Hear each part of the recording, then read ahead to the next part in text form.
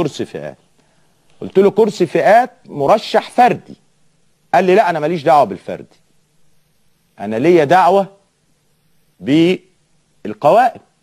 قلت له لا معلش انا متاكد. قال لي والله لو انت متاكد هنراجع الموضوع ونشوف.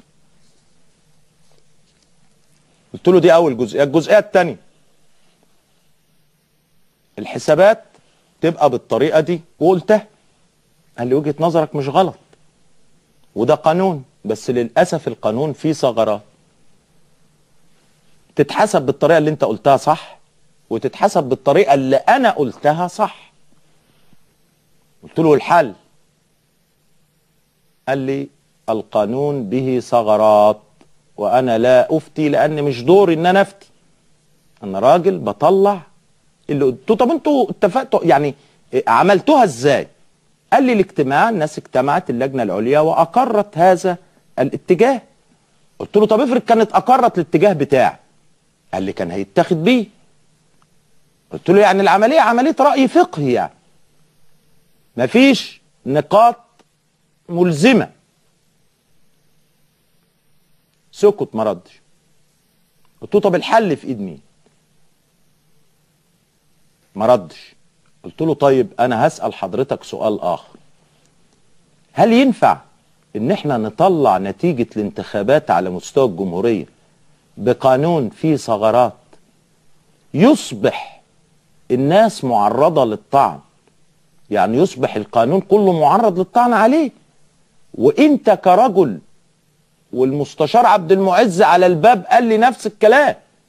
والحقيقة في المؤتمر الصحفي تاني يوم المستشار عبد المعز قال نفس الكلام، قال القانون به ثغرات ومحتاجين إعادة النظر في قانون مباشرة الحقوق السياسية ونعلن النتيجة بهذا الوضع. طيب ما تقولوا الثغرات فين وترفعوا بها مذكرة للمجلس العسكري يصدر تعديلات من خلال مرسوم بقانون لتلافي هذه الثغرات، ثم تعلن الانتخابات على اساس قفل الثغرات علشان ما حدش يطعن. قال لي والله كلامك سليم 100%، ولكن ده مش في ايدي، ده قرار المجلس العسكري. قلت له شكرا. مشيت. هعمل ايه؟ ولا حاجه. قلت له يعني اصبح كده الاربع كراسي بتوع مصر القومي عمال. قال لي والله انا كنت اتمنى ان انت تكون موجود في البرلمان، وانا اكلمك بصفه شخصيه، انا في غايه الحزن ان انت خارج البرلمان، لان وجودك في البرلمان كان هيفرق فرق غير عادي في وقت مهم من تاريخ مصر.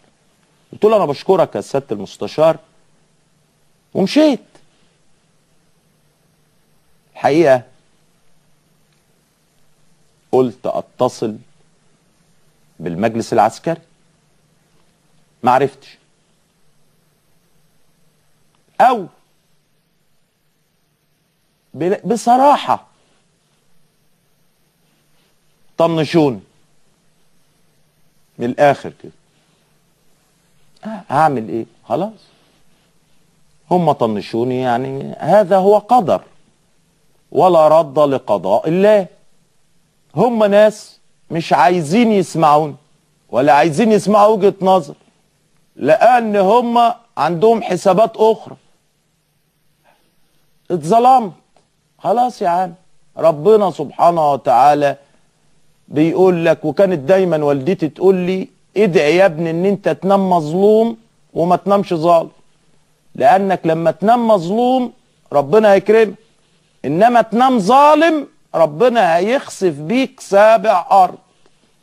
قلت يلا الحمد لله على السراء والضراء،